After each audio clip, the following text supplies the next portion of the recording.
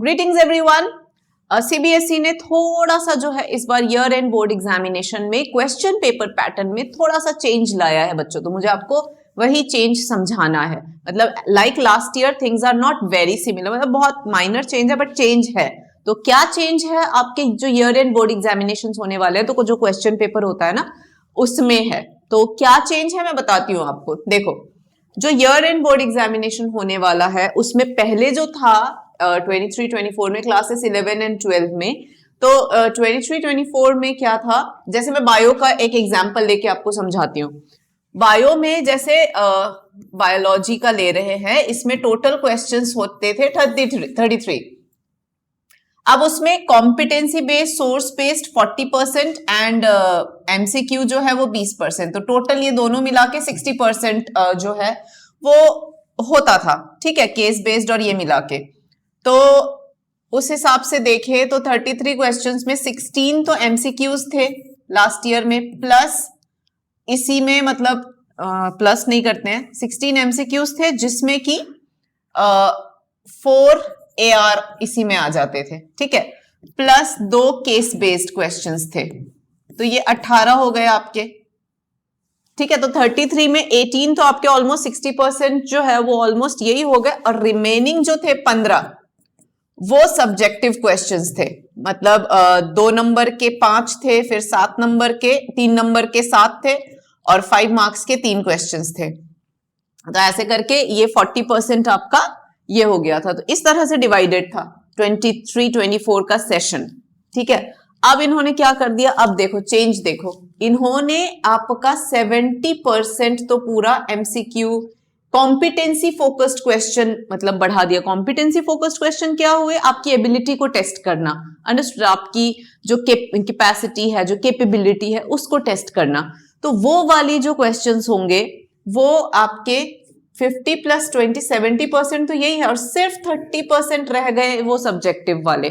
Understood, तो 30% का मतलब मैं अगर करूं 30/100 इंटू मैं 33 मान के चलूं अगर टोटल है, तो फिर आप देखो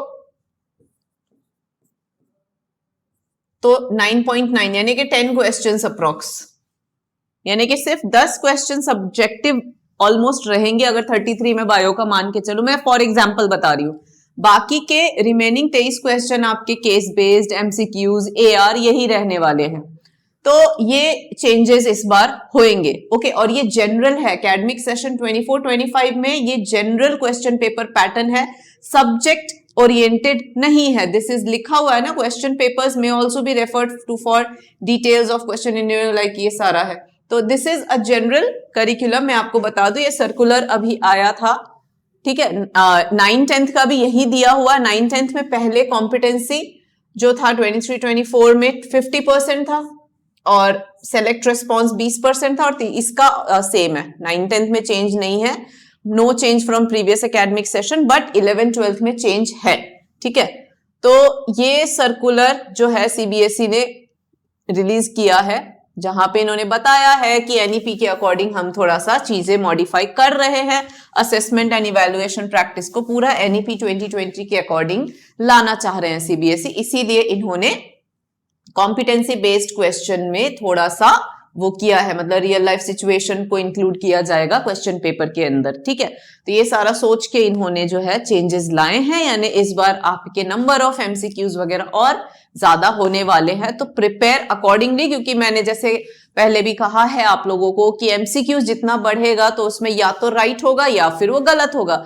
जनरली हम 1 नंबर का क्वेश्चन हुआ और उसमें लिखने का होता था ना पहले वेरी शॉर्ट आंसर, तो कुछ भी थोड़ा सा भी रेलेवेंट अगर लिखते हैं तो हाफ मार्क्स मिलने के चांसेस बढ़ जाते थे। लेकिन मतलब हाफ गया तो फिर वो अल्टीमेटली हाफ ही जाता है, तो राउंड ऑफ होके वो वापस मिलने के भी चांस हो, जैसे किसी रीजन से 69.5 आए अगर, तो वो राउंड ऑफ होके वापस 70 हो जाता है, तो वो एडवांटेज एक होता था। अब एमसीक्यूज बढ़ने से क्या होगा, या तो राइट होगा या गलत होगा। अंडरस्टूड, तो पूरे के पूरे 1 मार्क्स चले जाएंगे। थोड़ा सा जो बहुत अच्छे बच्चे हैं उनके साथ ये डिसएडवांटेज हो जाता है, और एमसीक्यूज है तो ठीक है, मैं ज्यादा नहीं बोलूंगी। मैं कहना जो चाह रही हूँ, आई डोंट थिंक मुझे बोलना चाहिए अभी, बस इतना कह सकती हूँ एमसीक्यूज ज्यादा है, तो आपको मतलब बेसिकली मेहनत ज्यादा करनी है, मुझे बस इतना बोलना है। तो मेहनत करो and prepare for your year end board examination right from the beginning. Okay children, take care, thank you, good bye.